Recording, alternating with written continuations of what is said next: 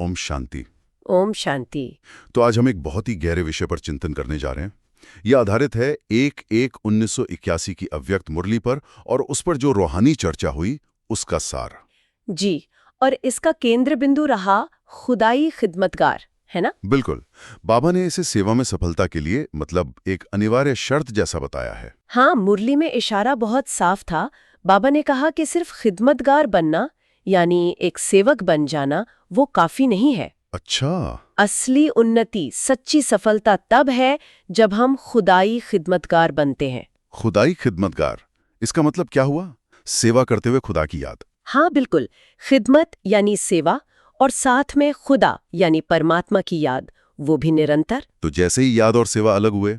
बस वहीं बाबा कहते हैं खुदा और खिदमत अलग हो गए और वहीं से फिर असफलता या मुश्किलों का अनुभव शुरू हो जाता है। हाँ, और चर्चा में ये बात बहुत स्पष्ट रूप से उभरी कि ये सिर्फ शब्दों का खेल नहीं है, अनुभव में बहुत गहरा अंतर है इसके। जी, खुदाई खिदमतगार वो है जिसकी चेतना, जिसका मन सेवा करते हुए भी ईश्वर से, बाबा से जुड़ा रहता है। लेकिन ये जुड़ाव बनाए रखना, खासकर जब सेवा में कोई चुनौती आती है, कोई मुश्किल आती है, तब तो आसान नहीं होता होगा ना? हाँ, मुश्किल तो लगता है और शायद यहीं पर वो निमित्त भाव की बात आती है ना? जी बिल्कुल, निमित्त भाव। जब हम खुद को सिर्फ एक माध्यम, एक इंस्ट्रूमेंट समझते हैं तो बोझ एकदम हल्का महसूस होता है। हाँ, जैसे गोपाल भाई ने भी अपना अनुभव बताया था कि अगर ये भाव पक्का हो जाए कि ये तो बाबा का कार्य है, मैं तो सिर्फ एक जरिया हूँ, तो फिर वो मैंने किया, मेरी वजह से हुआ, ये वाला अभिमान जिसे बाबा मैंपन कहते हैं, वो टिक ही नहीं सकता।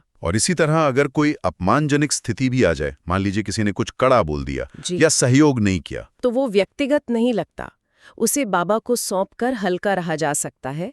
ये निमित्त भाव जैसे एक सुरक्षा कवच बन जाता है। आपने इसे ऑन गॉडली सर्विस से जोड़ा था, वो विचार भी बड़ा दिलचस्प था। हाँ, देखिए, जैसे कोई सरकारी अधिकारी ऑन ड्यूटी होता है तो उसके पास अधिकार तो होता है, पर जिम्मेदारी किसकी होती है?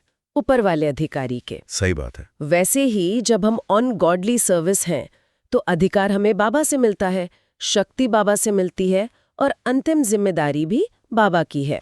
अच्छा।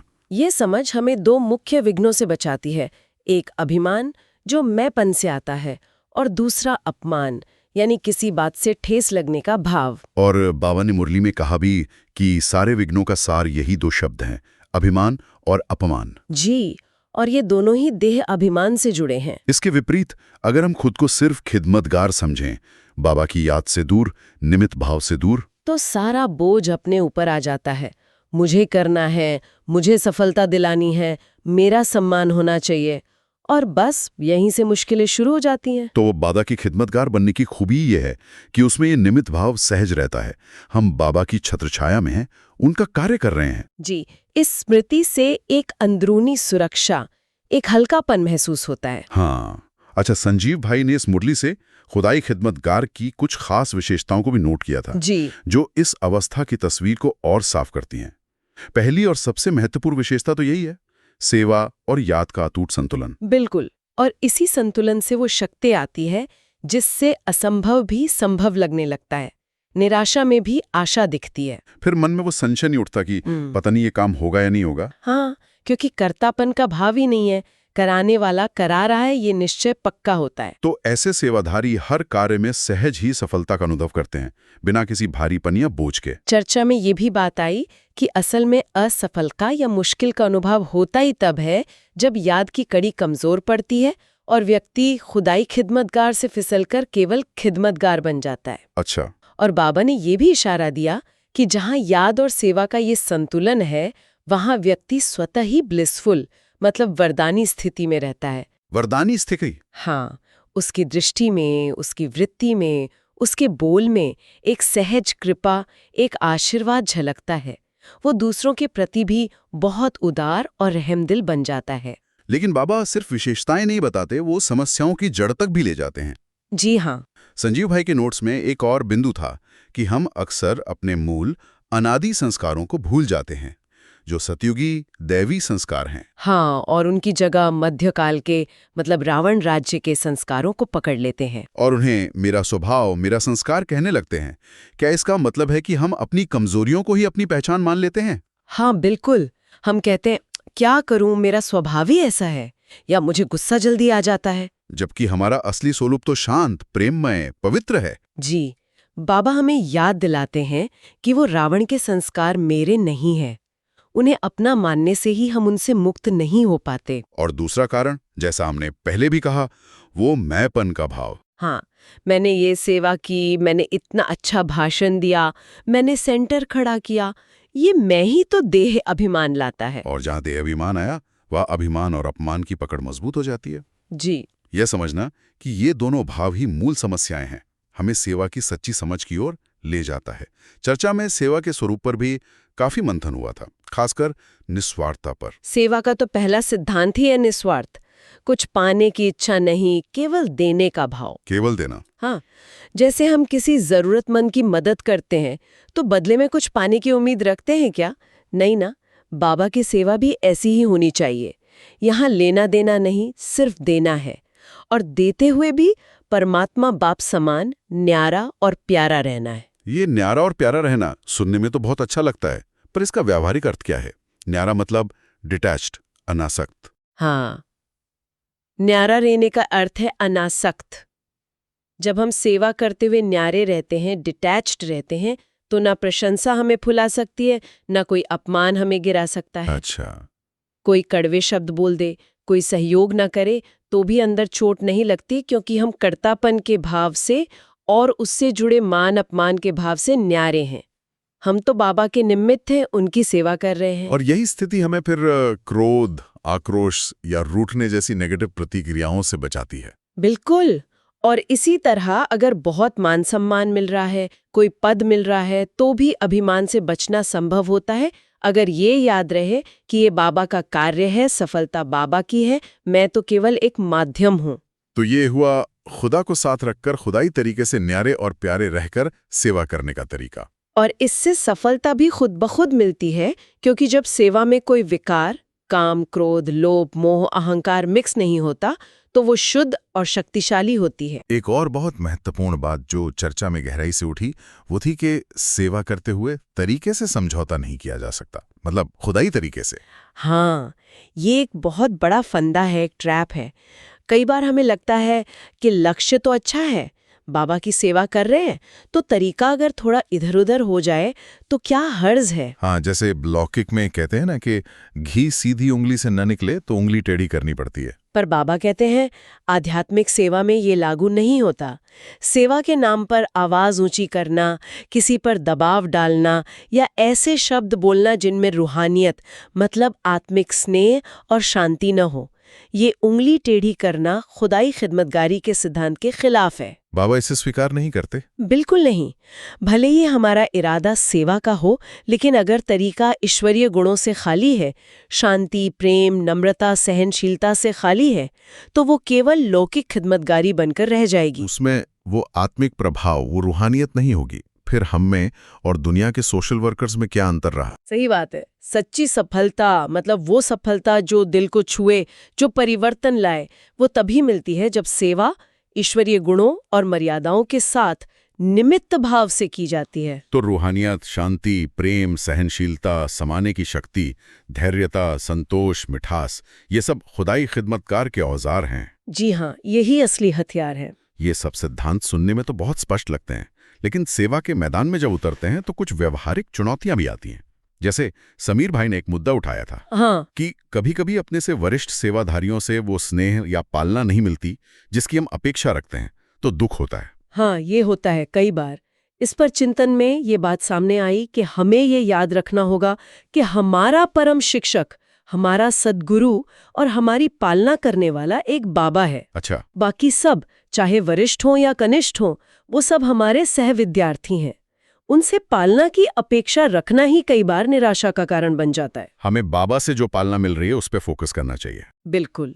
बाबा से हमें इतनी पालना मिल रही है, इतनी शक्ति मिल रही है जिसकी हमने कल्पना भी नहीं की थी। ध्यान वहां जाना चाहिए। एक और बहुत आम स्थिति पर बात हुई थी, सेवा के तरीकों पर मतभेद। हाँ, ये तो अक्सर होता है। जैसे कोई कहता है 7 डे कोर्स के बाद फॉलोअप ऐसे करना चाहिए, कोई दूसरा तरीका सुझाता है। ऐसे में टकराव हो सकता है। जी। यहाँ अथॉरिटी या निमित्त बनाए गए अधिकार का सम्मान करने की बात आई थी। हाँ, ये बहुत महत्वपूर्ण है। देखिए, सुझाव देना अच्छी बात है, अपनी राय रखना भी ठीक है, लेकिन अगर सेवा केंद्र पर व्यवस्था के लिए किसी को निमित्त अथॉरिटी बनाया गया है, तो अंतिम निर्णय उनका मान्य होना चाहिए। भले ही हम उससे सहमत ना हों। हमें अपनी बात विनम्रता से रखकर उनके निर्णय को स्वीकार करना सीखना होगा। इससे व्यवस्था बनी रहती है और व्यर्थ के मतभेद या टकराव से बचाव होता है। सेवा सफल होगी या नहीं, वो बाबा पर छोड़ देना है, लेकिन हमें अपनी तरफ से अथॉरिटी का उल्लंघन नहीं करना है। इस संदर्भ में वो गुलजार दादी और साबुन की टिक्की वाला दृष्टांत बहुत अच्छा था। हाँ, बहुत मार्मिक और शिक्षाप्रद है वो। दादी को सुबह नहाने के लिए साबुन चाहिए था। एक बहन फॉरेन स्टोर से ले आई, ये सोचकर कि दादी को जरूरत है। और इंचार्ज भाई उस समय वहां नहीं थे। जी, जब दादी ने पूछा तो बहन ने बताया कि वो इंचार्ज भाई से बिना पूछे ले आई। दादी ने तुरंत साबुन वापस भिजवाया। तुरंत? हाँ, और कहा कि वो भाई इंचार्ज हैं, उनकी अनुमति के बिना स्टोर से कुछ भी लेना, चाहे वो दादी के लिए ही क्यों ना हो, ये नियम के विरुद्ध है।